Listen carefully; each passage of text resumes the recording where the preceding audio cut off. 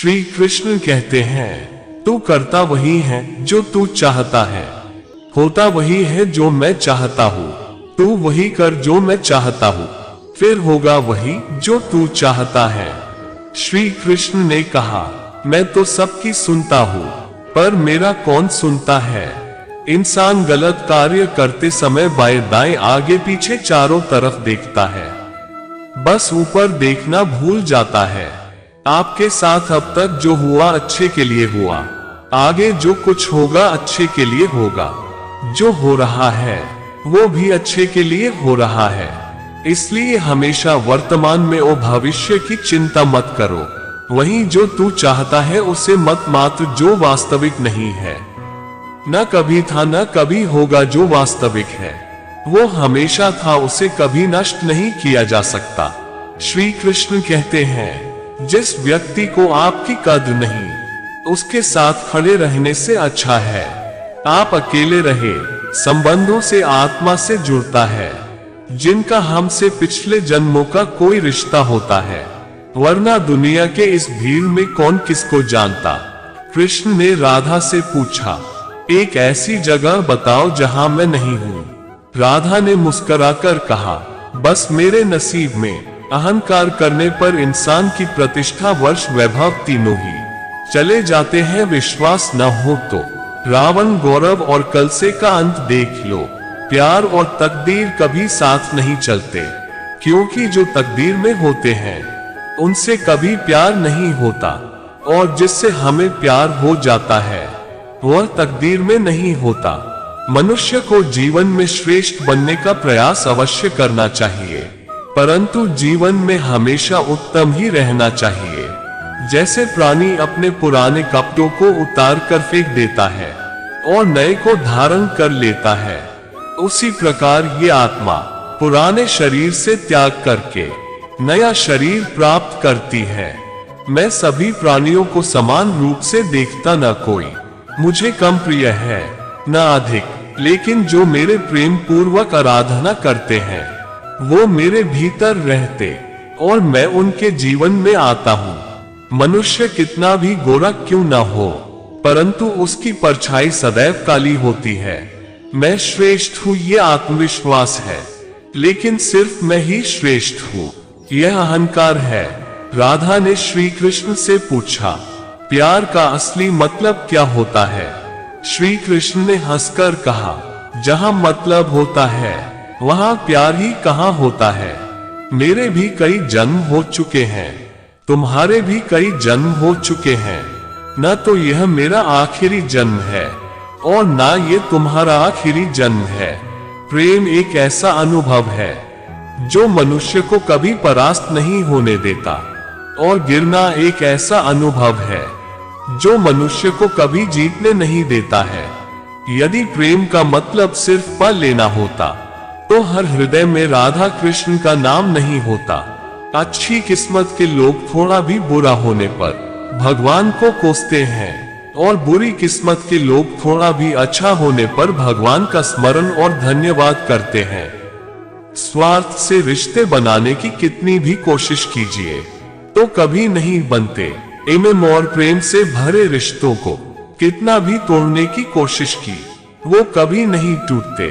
मान अपमान, लाभ हानि, खुश हो जाना या दुखी हो जाना, ये सब मन की शरारत है। ये सच बात है कि भूल करके इंसान कुछ सीखता है, परंतु इसका मतलब यह नहीं क्यों जीवन भर भूल करता रहा है और कहे कि हम सिर्फ रहे। पूरी दुनिया जीती जा सकती है संस्कार, और जीता हुआ आदमी भी हार जाता है। अहंकार अच्छा इंसान बनने के लिए उतना ही प्रयास कीजिए जितना सुंदर देखने के लिए करते हैं। सत्य को अपमान वही व्यक्ति मानता है जिसे असत्य से कोई लाभ, निंदा से घबराकर कभी अपने लक्ष्य को न छोड़े, क्योंकि सफलता मिलते ही निंदा राय में बदल जाती है। बुरा वक्त कभी बताकर नहीं आता, लेकिन सिखाकर बहुत को चला जाता है। फर्क सिर्फ आपकी सोच का है, वरना जिंदगी में समस्याएं कमजोर करने के लिए नहीं, मजबूत बनाने के लिए आती है। अगर मार्गदर्शक सही मिले तो एक छोटा सा दीपक भी किसी सूरज से कम नहीं। जिस इंसान को हार और जीत से कोई फर्क नहीं पड़ता, उसे दूसरों की जीत में भी खुश रहता है। जिंदगी में दो लोगों का होना बहुत जरूरी है, एक कृष्ण जुना लदे फिर भी जीत पक्की कर, दूसरा कम जो हार सामने हो फिर भी साथ न छोड़े। अच्छे लोगों की कृष्ण परीक्षा बहुत लेट है, परंतु साथ नहीं छोड़ता, और बुरे लोगों को कृष्ण बहुत कुछ देता है परंतु साथ नहीं देता। भरोसा अगर खुद पर रखो तो ताकत बन जाती है और दूसरों पर रखो तो कमजोरी बन जाते हैं।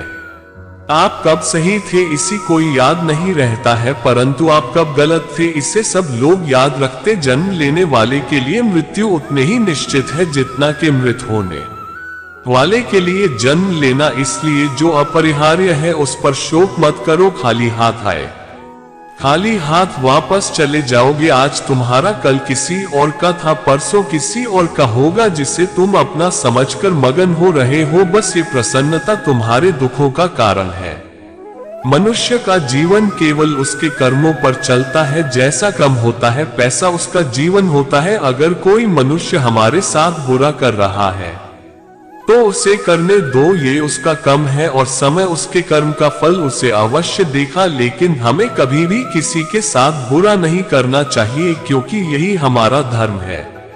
जिंदगी में सदैव अवसरों का आनंद लेना चाहिए, लेकिन किसी के भरोसे को तोड़कर नहीं। जो मन को नियंत्रित नहीं करते उनके लिए वह शत्रुओं के समान कार्य करता है। अगर व्यक्ति शिक्षा से पहले संस्कार, व्यापार से पहले व्यवहार और भगवान से पहले माता पिता को पहचान है तो जिंदगी में कभी कोई कठिनाई नहीं आएगी। बंधन रिश्तों का नहीं एहसासों का था, जहां एहसास खत्म हो रहा रिश्ता खत्म। मेरे रोने पर मेरे आंसू कृष्ण जी पोंछ देते दिखते तो नहीं है, पर मुझे पता है वो मेरे संग बैठकर रो देते हैं। अगर ईश्वर तुम्हें ज्यादा प्रतीक्षा करवा रहे तो सकता है जितना तुमने मांगा है उससे ज्यादा तुम्हें देने वाले। इस संसार में मनुष्य किसी भी रूप में बड़ा नहीं होता, बल्कि मनुष्य के पीछे जो ताकत खड़ी होती है वह ज्यादा बड़ी होती।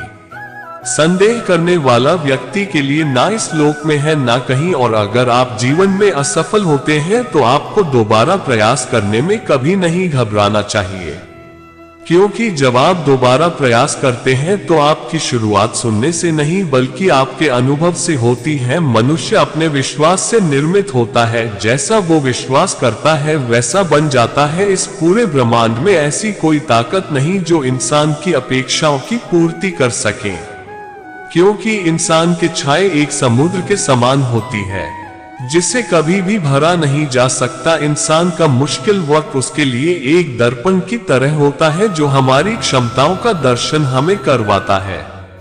ईश्वर ने जो हमारे भाग्य में लिखा है उसे हमसे कोई नहीं छीन सकता, लेकिन अगर हमें अपने सर पर सच्चा भरोसा है तो हमें वो भी मिल सकता है जो हमारे भाग्य में लिखा नहीं होता। जो दूसरों की तकलीफों को समझते हैं, जिनमें दया दिल से अच्छे, उन्हें दोबारा जन्म नहीं लेना पड़ता। यदि को व्यक्ति प्रेम भक्ति से उस फल जल भी मुझे चढ़ा दे तो उसी भाव से उसे स्वीकार करता और वो मेरा प्रिय भक्त होता है। जीवन में आधे दुख इस कारण जन्म लेते हैं क्योंकि हमारे आशाएं भरी होती है। इन आशाओं का त्याग करके देखो, जीवन में सुख ही सुख है। मनुष्य अपने सच्चे हृदय से योगदान दे सकता है, वह अपने हाथों से नहीं दे सकता है। और मौन रहकर हम जो कह सकते हैं को हम अपने शब्दों से नहीं कह सकते। इस संसार में मूर्ख व्यक्ति, अधर्मी, अज्ञानी और नास्तिक प्रकृति का व्यक्ति मेरी शरण स्वीकार नहीं कर सकता।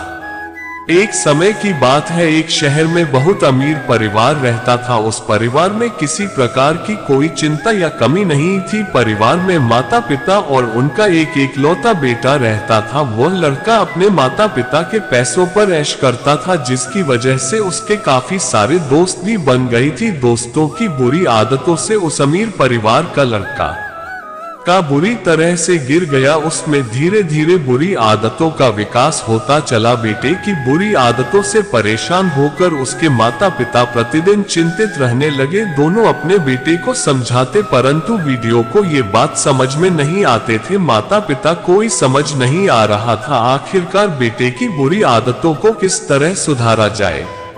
ये बात उनके लिए एक चिंता का विषय बन गई थी। बेटे की बुरी आदतों से परेशान होकर उसके पिता ने उसे एक सबक के जरिए संगति के असर के फायदे और नुकसान के बारे में सिखाना चाहिए।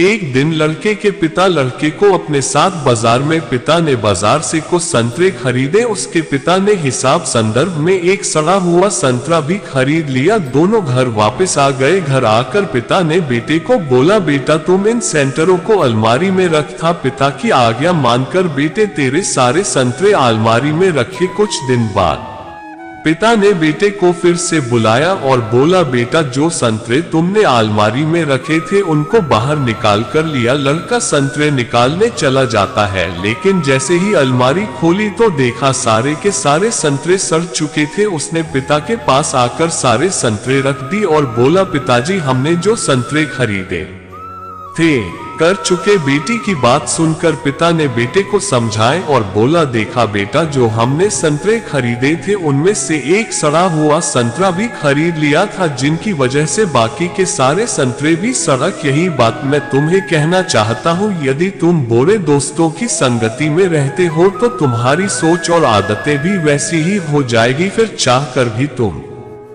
हिस्सा नहीं बन सकते। पिता की बात सुनकर लड़के को अपनी गलती का एहसास हुआ। उससे समझ में आ गया कि बुरी संगत से अच्छा इंसान भी बुरा बन जाता है और अच्छी संगत से बुरा इंसान भी अच्छा बन सकते हैं। लड़के ने अपने माता पिता से माफी मांगी और गलत संगत छोड़ने का वचन दिया। यदि आप किसी श्रेष्ठ व्यक्ति की संगत में आते हो तो उसके 104 उसके गुण उसका स्वभाव में आ जाता है और आप श्रेष्ठ बन जाते हैं। यदि आप किसी बुरे व्यक्ति की संगत में आती हो तो आपके विचार, आपके अच्छे गुण आपसे छीन लेगा, पर आपको ज्ञात भी नहीं होगा। ये संगति बहुत महत्वपूर्ण है और ये संगति आपका नियति निर्धारित करती है। दोस्तों इस वीडियो में बसे थे, मिलते हैं अगले वीडियो में। अपना ख्याल रखिएगा। जय श्री कृष्णा।